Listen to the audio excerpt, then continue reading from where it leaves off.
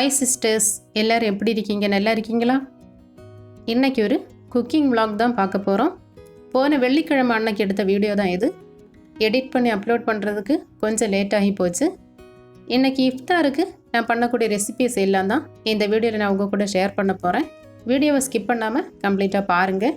அது மட்டும் இல்லாமல் நம்ம சேனல் யாராவது புதுசாக பார்க்குறீங்கன்னா மறக்காமல் சப்ஸ்கிரைப் பண்ணிவிட்டு பாருங்கள்.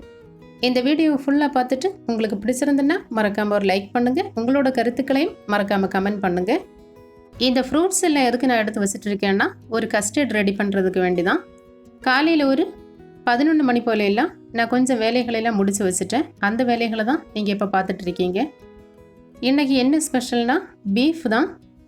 1 கிலோ பீஃப் வாங்கி வச்சுருக்கேன். இந்த பீஃபை வச்சு ஒரு டேஸ்டியான கறியும், பீஃபை போட்டு ஒரு கப்பா பிரியாணியும் ரெடி பண்ணணும். இது கூட இன்னும் 1-2 ரெசிபீஸ் எல்லாம் வரப்போகுது. காலையில் ஒரு சில வேலைகளெல்லாம் நம்ம முடிச்சு வச்சிட்டோம்னா அதுக்கப்புறமா அசர் தொழுகையெல்லாம் முடிச்சதுக்கப்புறமா டக்குன்னு சமையலை முடிச்சிடலாம். பொதுவாக பீஃப் வாங்கும்போது பெரிய பீஸாக கட் பண்ணி கொடுப்பாங்க. அது இந்த வேஸ்டெல்லாம் எடுக்கிறதுக்கு ரொம்ப ஈஸியாக இருக்கும். இன்றைக்கி என்ன ஆச்சுன்னா, இந்த மாதிரி குட்டி குட்டி பீஸாக கட் பண்ணி கொடுத்ததுனால கொஞ்சம் மெனக்கெட்ட வேலை தான். ஒவ்வொரு பீஸாக இந்த மாதிரி எடுத்து வேஸ்ட்டெல்லாம் எடுத்து கழுவி எடுக்கிறதுக்குள்ளால போதும்னு ஆயிட்டுது. இதுக்கே கொஞ்ச நேரம் வேஸ்ட்டாக போச்சு. இப்போது இந்த கழுவி எடுத்த பீஃபை அரிப்பு தட்டில் வச்சு கொஞ்ச நேரம் தண்ணி வடிய வச்சுருந்தேன். இந்த பீஃபை ஒரு குக்கரில் சேர்த்து இது கூட மஞ்சள் தூள் உப்பெல்லாம் சேர்த்து இந்த பீஃபை முதல்ல வேக வச்சு எடுக்கலாம். இந்த 1 கிலோ பீஃபுக்கு 2 டீஸ்பூன் போல் மஞ்சள் தூள், தேவையான அளவு உப்பும் சேர்த்து இது கூட 1/2 கப் அளவுக்கு தண்ணியும் சேர்த்து கையால் நல்லா மிக்ஸ் பண்ணி விட்டுட்டு குக்கரை மூடி போட்டு 8 விசில் போட்டு வேக வச்சு எடுத்துட்டோம்னா இந்த பீஃப் நல்லா சூப்பராக வெந்துடும். அதுக்கப்புறமா எடுத்து நாம பீஃப் கறியும் பீஃபை வச்சு கப்பை பிரியாணியும் ரெடி பண்ணலாம். இந்த மாதிரி பெரிய பெரிய வேலைகளெல்லாம் காலையிலேயே முடித்து வச்சிட்டோம்னா நமக்கு அவ்வளோவா டென்ஷன் இருக்காது. அதுக்கப்புறமா சாயங்காலமாக டக்குன்னு ஒரு 1/2 மணி நேரத்திலே மிச்சம் இருக்கக்கூடிய வேலைகளெல்லாம் ஈஸியாக முடிக்கலாம். இப்போ இந்த குக்கரில் மஞ்சள் தூள், உப்பு, தண்ணியெல்லாம் சேர்த்தாச்சு. 1/2 கப் தான் தண்ணி சேர்த்துருக்கேன். இனி இந்த குக்கரை மூடி போட்டு 8 விசில் போட்டு வேக வச்சு எடுக்கலாம். அடுத்ததாக பீஃப் போட்டு கப்பை பிரியாணி ரெடி பண்ணணும். இதுக்கு 1 கிலோ அளவுக்கு கிழங்க தோலையெல்லாம் நீக்கி இந்த மாதிரி சின்ன சின்னதாக கட் பண்ணி ஒரு ஜிப்லா கவரில் போட்டு ஃப்ரீசரில் வச்சுருந்தேன். இந்த கிழங்கு நல்லா கழுவி தண்ணி ஊற்றி தேவையான அளவு உப்பும் சேர்த்து இன்னொரு அடுப்பில் வச்சு வேக விடலாம். இந்த கிழங்கு நல்ல குழைவாக வேக விடாமல் 3/4 பாகம் வேக வச்சு எடுத்தால் போதும். 1/4 பாகம் நம்ம பீஃப் சேர்த்ததுக்கப்புறமா வேக வச்சா தான் டேஸ்ட் நல்லா இருக்கும். இனி அடுத்ததாக கஸ்டர்ட் ரெடி பண்ணுறதுக்கு வேண்டி எடுத்து வச்ச இந்த ஃப்ரூட்ஸில் தோலையெல்லாம் நீக்கி சின்ன சின்னதாக கட் பண்ணி ஃப்ரிட்ஜில் எடுத்து வச்சிட்டோம்னா இந்த கஸ்டர்ட் மில்க் ரெடி பண்ணினதுக்கப்புறமா கடைசி அந்த ஃப்ரூட்ஸை நம்ம சேர்க்கலாம். அப்போது இந்த ஃப்ரூட்ஸ் கட் பண்ணக்கூடிய வேலையும் முடிஞ்சிடும். அதிகமான ஃப்ரூட்ஸ் எதுவுமே எடுக்கவே இல்லை, கொஞ்சமாக தான் எடுத்திருக்கேன். ஒரு ஆப்பிளும் 2 மாம்பழமும் ஒரு பேரிக்காயும் தான், கொய்யாப்பழம். இன்றைக்கி எண்ணெயில் பொரித்த எந்த பலகாரமும் ரெடி பண்ண போகிறது கிடையாது. இந்த கஸ்டர்டும் இந்த கப்பை பிரியாணியும் தான். இது கூட ஒரு சர்பத்தும் டீயும் போட்டு டிஃபனுக்கு ஓட்டப்பமும் பீஃப் கறியும் தான். இவ்வளோ தான் நம்மளோட இஃப்தார் ரெசிபிஸ் இன்றைக்கி. இப்போ கட் பண்ணின எல்லா ஃப்ரூட்ஸையும் எடுத்து ஒரு பவுலில் வச்சு நான் ஃப்ரிட்ஜில் எடுத்து வச்சாச்சு. இங்கே பார்த்திங்கன்னா குக்கர்லேயும் 8 விசில் வந்தாச்சு. கிழங்கும் 3/4 பாகம் அளவுக்கு வெந்தாச்சு. இனி ஸ்டவ் ஆஃப் பண்ணி இந்த கிழங்கை வடிகட்டி வேற ஒரு பிளேட்டில் தனியாக எடுத்து வைக்கலாம்.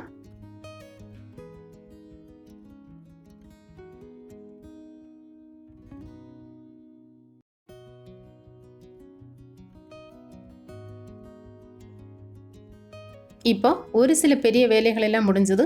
பீஃப் வேக வச்சு எடுத்தாச்சு, கிழங்கு வேக வச்சு எடுத்தாச்சு. குடிக்கிறதுக்காக வெந்நியும் போட்டு இந்த வாட்டர் டேங்கில் ஊற்றியாச்சு. இனி அடுத்ததாக இந்த ஃப்ரூட்ஸ் கஸ்டர்ட் ரெடி பண்ணுறதுக்கு வேண்டி பாலை காய்ச்சி எடுக்கலாம். இதுக்கு நான் பாக்கெட் பால் தான் எடுத்திருக்கேன். 1/2 லிட்டர் அளவுக்கு பாக்கெட் பாலை ஒரு பாத்திரத்தில் ஊற்றி இதில் இருந்து கொஞ்சமாக பால் எடுத்து ஒரு சின்ன பவுலில் ஊற்றலாம். இந்த பாலில் தான் நம்ம கஸ்டர்ட் பவுடரை மிக்ஸ் பண்ணி எடுக்க போகிறோம். ஃபஸ்ட் இந்த பால் அடுப்பில் வச்சு கொதிக்க விடலாம். இப்போ நம்ம எடுத்து வச்சுருந்த இந்த பாலில் 5 டீஸ்பூன் போல் கஸ்டர்ட் பவுடர் சேர்த்து, இது ரெடிமேட் கஸ்டர்ட் பவுடர் தான், இதை ஒரு ஸ்பூனால் மிக்ஸ் பண்ணி தனியாக வைக்கலாம். இந்த பால் நல்லா கொதி வந்ததுக்கப்புறமா இந்த கஸ்டர்ட் பவுடரை இந்த பாலில் சேர்க்கலாம்.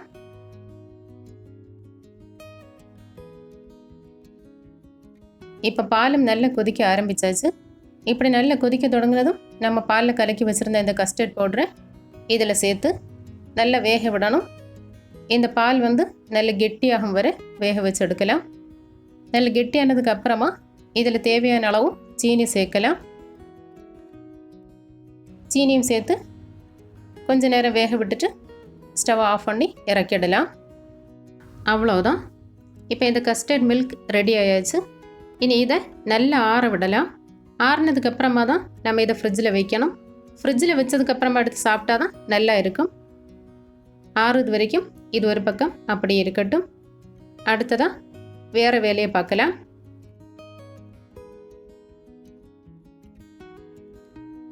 இனி இந்த பீஃப் கறி கப்பை பிரியாணிக்கெல்லாம் பெரிய வெங்காயம் சின்ன வெங்காயம் எல்லாம் தேவைப்படும். இதெல்லாம் உரித்து வைக்கலாம்.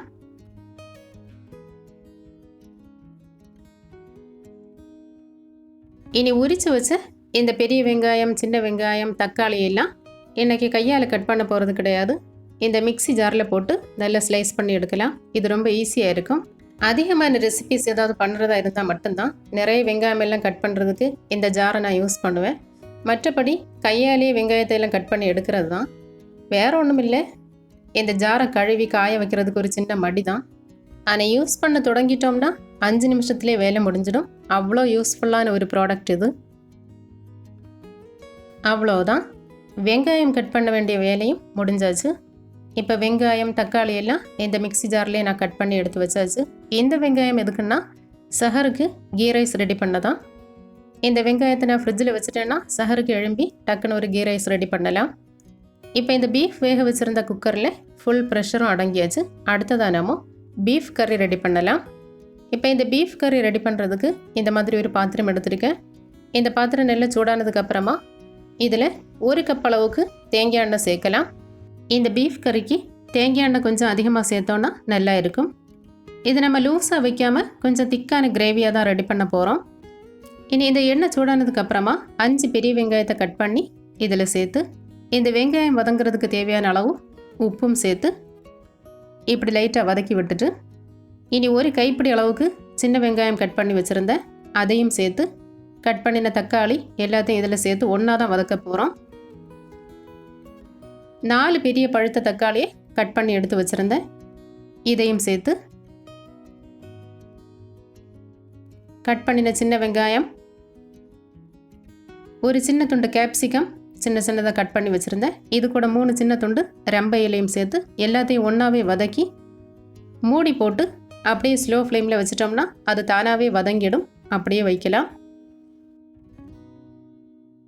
இனி இந்த வெங்காயம் வதங்குறதுக்குள்ளால ஓட்டப்பத்துக்கான மாவை ஒரு பாத்திரத்தில் எடுத்து இது கூட முட்டையெல்லாம் சேர்த்து ஊற வைக்கலாம். இந்த மில்க் மேட் டின்னில் 1.5 டின் அளவுக்கு பச்சரிசி மாவு எடுத்து ஒரு பாத்திரத்தில் சேர்த்து இது கூட 3 முட்டையும் சேர்க்கலாம். நான் எப்போவுமே பச்சரிசி மாவு அளந்தெடுக்கும் போது இந்த மில்க் மேட் டின் தான் யூஸ் பண்ணுவேன். இதுதான் என்னோட மெஷரிங் கப். நிறைய ரெசிபிஸ் பண்ணுறதுக்கு இந்த டின்னில் நாம் மாவு பச்சரிசி எல்லாம் அளந்தெடுக்கும் போது அளவு கரெக்டாக இருக்கும். இனி இந்த முட்டை சேர்த்ததுக்கப்புறமா கொஞ்சம் கொஞ்சமாக தண்ணி சேர்த்து இதை ஒரு கெட்டியான மாவாக இந்த மாதிரி பிசைஞ்சு எடுக்கலாம். இப்படி நம்ம கையால் மிக்ஸ் பண்ணி எடுத்தால் போதும். இனி இதை மூடி போட்டு ஒரு பக்கம் அப்படியே வைக்கலாம். கொஞ்ச நேரம் ஊறினதுக்கு அப்புறமா இந்த மாவை நம்ம அரைச்செடுக்கலாம்.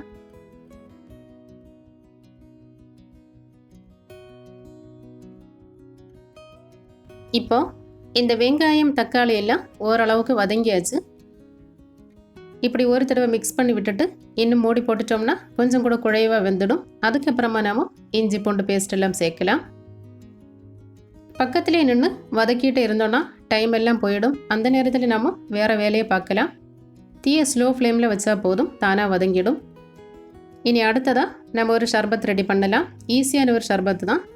இதுக்கு 4 கப் அளவுக்கு தண்ணி ஒரு பாத்திரத்தில் எடுத்து கடையிலிருந்து வாங்கின ஷர்பத்து தான் இதுக்கு நான் யூஸ் பண்ண போகிறேன். இந்த ஷர்பத்தை இது கூட கொஞ்சமாக சேர்த்து நமக்கு தேவையான அளவு சேர்த்தா போதும். இனி இது கூட லெமன் ஜூஸ் இந்த மாதிரி எடுத்து ஃப்ரிட்ஜில் வச்சுருந்தேன். இதில் 3 டீஸ்பூன் அளவுக்கு சேர்க்கலாம். அடுத்ததாக இதில் விருப்பம் இருந்தால் நமக்கு சீனி சேர்க்கலாம். எங்கள் வீட்டில் எல்லாருக்குமே சீனி சேர்த்தா தான் பிடிக்கும். அதனால் இது கூட சீனியும் சேர்த்து கலக்கி விட்டுட்டு கடைசி அதில் ஊற வச்ச சப்ஜா சீட்ஸ் 2 டீஸ்பூன் அளவுக்கு எடுத்து தண்ணியில் ஊற வச்சுருந்தேன். அதையும் இதில் சேர்த்து எல்லாத்தையும் ஒன்றா கலக்கி விட்டுட்டு மூடி போட்டு ஃப்ரிட்ஜில் வச்சிட்டோம்னா நம்ம நோன்பு திறக்கக்கூடிய டைமில் நல்ல கூலாக இருக்கும். இப்போ வெங்காயம், தக்காளி, பச்சை மிளகாய் எல்லாம் நல்லா வதங்கியாச்சு. இனி இது கூட 5 டீஸ்பூன் போல் இஞ்சி பூண்டு பேஸ்ட்டும் சேர்த்து பச்சை வாசனை போகிற அளவுக்கு நல்லா வதக்கி விடலாம். இந்த இஞ்சி பூண்டு பேஸ்ட்டோட பச்சை வாசனையெல்லாம் நல்லா போனதுக்கு அப்புறமா இனி இது கூட நம்மளோட ஹோம்மேட் கறி மசாலா பவுடர் யூஸ் பண்ணி தான் இந்த பீஃப் கறி ரெடி பண்ண போகிறேன். இந்த 1 கிலோ பீஃபுக்கு 10 டேபிள் ஸ்பூன் அளவுக்கு ஹோம்மேட் கறி மசாலா பவுடர் சேர்க்கலாம். இதுவே கரெக்டாக இருக்கும். இந்த கறி மசாலா பவுடரோட அளவு குறைச்சி தண்ணியெல்லாம் சேர்த்து இந்த கிரேவியை கொஞ்சம் லூஸாக வச்சு கூட ரெடி பண்ணலாம். நல்லா தான் இருக்கும். இன்றைக்கி நான் கொஞ்சம் திக்காக தான் ரெடி பண்ண போகிறேன். இந்த கறி மசாலா பவுடர் சேர்த்து இந்த மாதிரி கொஞ்சமாக வதக்கி விட்டதுக்கு அப்புறமா இனி இது கூட வேக வச்சுருந்த பீஃபை அந்த தண்ணியோடவே சேர்த்து இதில் சேர்க்கலாம். இதுக்கு தான் நான் 1/2 கப் தண்ணி இந்த பீஃப் வேக வைக்கும்போது சேர்த்துருந்தேன். இப்படி நம்ம செய்யும்போது இனி இந்த கிரேவியில் தண்ணி எதுவும் சேர்க்க தேவையில்லை. இந்த தண்ணியே போதுமானதாக இருக்கும். இனி இந்த மசாலாவோட பச்சை வாசனையெல்லாம் போய் இந்த கறி நல்ல மணம் வரும் வரை தீயை ஸ்லோ ஃப்ளேமில் வச்சு வேக விடலாம். இனி இதில் நம்ம உப்பும் சேர்க்க தேவையில்லை. ஏன்னா பீஃப் வேக வைக்கும்போது உப்பு சேர்த்துருந்தோம். அதே போல் வெங்காயம் வதக்கும் போதும் உப்பு சேர்த்துருந்தோம். அதுவே கரெக்டாக இருக்கும். இப்போ இந்த பீஃப் கறி நல்லா கொதிக்க தொடங்கியாச்சு. ஏற்கனவே இந்த பீஃப் நல்லா வெந்தாச்சு. அதனால ரொம்ப நேரம் போட்டு வேக வைக்கணும்னு அவசியம் கிடையாது. இந்த மசாலாவோட பச்சை வாசனை மட்டும் மாறி இந்த கறி நல்லா வெந்தால் போதும்.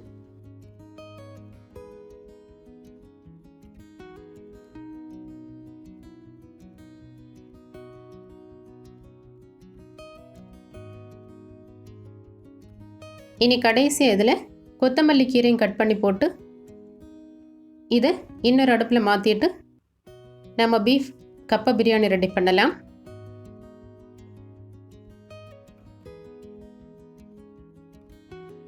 இனி கப்பை பிரியாணி ரெடி பண்ண ஒரு பாத்திரம் எடுத்து இதில் தேவையான அளவு தேங்காய் எண்ணெய் சேர்த்து இந்த எண்ணெய் சூடானதும் இதில் கொஞ்சமாக கருவேப்பிலையும் 1 கப் அளவுக்கு தேங்காயும் சேர்த்து ஃபஸ்ட்டு இது நல்ல கோல்டன் கலரில் வறுத்தெடுக்கலாம்.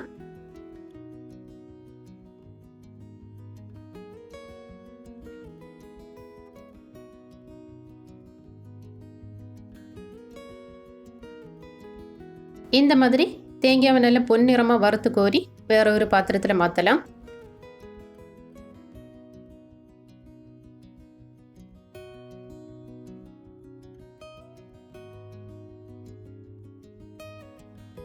இந்த கப்பை பிரியாணி ரெடி பண்ணுறதுக்கு தனியாக நம்ம எந்த கிரேவியும் ரெடி பண்ணவே இல்லை. நம்ம மொத்தமாக இந்த பீஃப் கறி வேக வச்சுருந்தோம். இதில் இருந்து பீஃபும் இந்த கிரேவியுமா சேர்த்து தேவையான அளவுக்கு இந்த கடாயில் சேர்க்கலாம். நான் இந்த அளவுக்கு எடுத்திருக்கேன். இது 1 கிலோ அளவுக்கு கிழங்குக்கு கரெக்டாக இருக்கும். இது ஒரு ஈஸியான வேலை தான். இனி இதில் 3/4 பாகம் வேக வச்சுருந்த இந்த கிழங்கையும் சேர்த்து இதில் ஒரு 1/2 கப் அளவுக்கு தண்ணியும் சேர்க்கணும். 1/2 கப் அளவுக்கு தண்ணியும் சேர்த்து இந்த பாத்திரத்தை மூடி போட்டு ஸ்லோ ஃப்ளேமில் வச்சு இந்த கிழங்கு நல்லா வேகம் வர அப்படியே வைக்கலாம். இந்த கிழங்கு வெந்து ரெடி ஆகிறதுக்குள்ளால நாம் ஓட்டப்பத்துக்கான மாவும் அரைச்சி ரெடி பண்ணி வைக்கலாம். இப்போ இந்த மாவை மிக்ஸி ஜாரில் சேர்த்து இது கூட 1/2 கப் தண்ணியும் சேர்த்து தேவையான அளவு உப்பும் சேர்த்து நல்ல வெண்ணெய் மாதிரி அரைச்செடுக்கலாம். இந்த ஓட்டப்பத்துக்கான மாவும் நம்ம ஊற வச்சதுனால ஈஸியாக அரைஞ்சு கிடைக்கும். வறுத்த பச்சரிசி மாவை எப்போவுமே நம்ம இந்த மாதிரி ஓட்டப்பையெல்லாம் செய்யும்போது ஃபஸ்ட்டே கொஞ்ச நேரம் ஊற வச்சுட்டு மாவு அரைச்சோம்னா சீக்கிரமாக அரைஞ்சிடும். இப்போது நம்ம வேக வச்சுருந்த இந்த கிழங்கும் நல்ல வெந்தாச்சு. இப்படி கரண்டியால் உடைச்சி பார்க்கும்போது நல்ல மசிஞ்சு வரணும். இந்த அளவுக்கு வெந்திருக்கணும். இனி கரண்டியால் இந்த பீஃபையும் கிழங்கையும் இந்த மாதிரி மிக்ஸ் பண்ணி நல்லா மசிச்செடுக்கலாம்.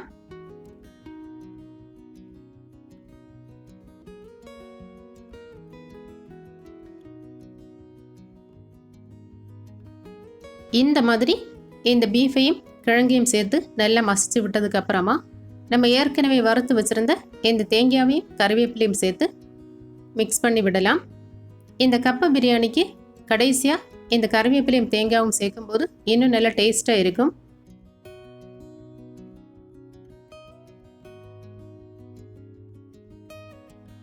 இந்த அளவுக்கு மிக்ஸ் பண்ணி விட்டுட்டு இனி கடைசியாக இந்த கப்பை பிரியாணி இன்னும் நல்ல டேஸ்ட்டாக இருக்கணும்னா ஒரு கைப்பிடி அளவுக்கு கொத்தமல்லி கீரையை கட் பண்ணி இதில் சேர்க்கணும். அப்போது இந்த கொத்தமல்லி கீரையோட மணமும் சேர்ந்து இந்த கப்பை பிரியாணி சாப்பிட்றதுக்கு நல்ல டேஸ்ட்டாக இருக்கும்.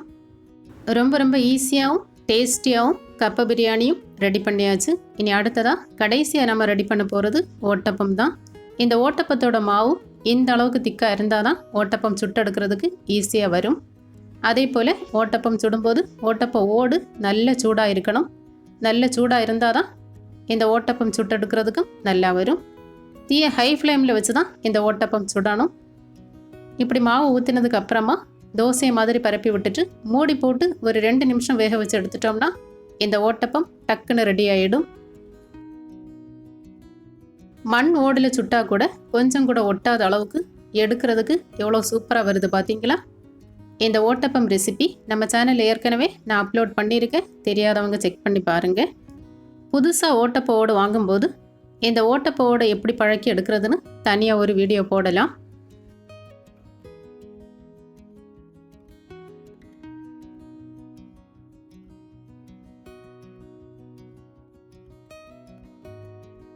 அவ்வளோதான். இன்னைக்கு நோன்பு திறக்கிறதுக்கான ஸ்பெஷல் ரெசிபிஸ் இதெல்லாம் தான். எல்லா சாப்பாடும் செய்து முடித்ததுக்கு அப்புறமா இந்த kitchen counter top, gas stove எல்லாத்தையும் க்ளீன் பண்ணி நல்லா தொடச்சி விட்டதுக்கு அப்புறமா இனி எல்லா சாப்பாடையும் எடுத்து டேபிளில் வைக்கணும். நோன்பு திறக்கிறதுக்கு கொஞ்சம் முன்னாடி தான் டீ போட்டு அதே போல் ரெடி பண்ணி வச்ச கஸ்டர்ட் மில்கில் கட் பண்ணி வச்ச ஃப்ரூட்ஸ் எல்லாம் மிக்ஸ் பண்ணி தனியாக பவுலில் எடுத்து வச்சாச்சு. இது கூட கப்பை பிரியாணி, ஓட்டப்பம், பீஃப் கறி, ஷர்பத், தண்ணி, பேரித்தம்பழம் எல்லாம் எடுத்து வச்சுருக்கேன். இதுவே தாராளமாக இருக்கும் நோன்பு திறக்கிறதுக்கும் டின்னருக்கும். இன்றைக்கி எந்த ஸ்நாக்ஸ் ரெசிபியும் கிடையாது. இதெல்லாம் தான். இப்படி கஷ்டப்பட்டு எல்லா சாப்பாடும் செய்து அதை டேபிளில் வச்சு சுற்றி சுற்றி நின்று இந்த மாதிரி வீடியோ ஃபோட்டோ எடுத்துகிட்டு இருக்கும்போது என்னோட கேமராவுக்கு பின்னால் என்ன நடக்குதுன்னு பாருங்கள். எவ்வளோ சூப்பராக ஒரு ஆள் போஸ் கொடுத்துட்ருக்கு பார்த்தீங்களா? இதுதான் என்னோட ஹஸ்பண்ட். அப்படி எல்லாரும் ஒன்றா சேர்ந்து நோன்பு திறந்தாச்சு. இனி தொழுகையெல்லாம் முடிச்சதுக்கப்புறமா தான் சாப்பாடு. இன்றைக்கி நீங்கள் பார்த்த இந்த குக்கிங் vlog உங்களுக்கு பிடிச்சிருக்கான்னு மறக்காமல் கமெண்ட் பண்ணுங்கள். வீடியோ பிடிச்சிருந்தா கண்டிப்பாக ஒரு லைக் பண்ணுங்கள். இன்னும் அடுத்தடுத்த வீடியோக்களை சந்திக்கலாம். தேங்க்யூ.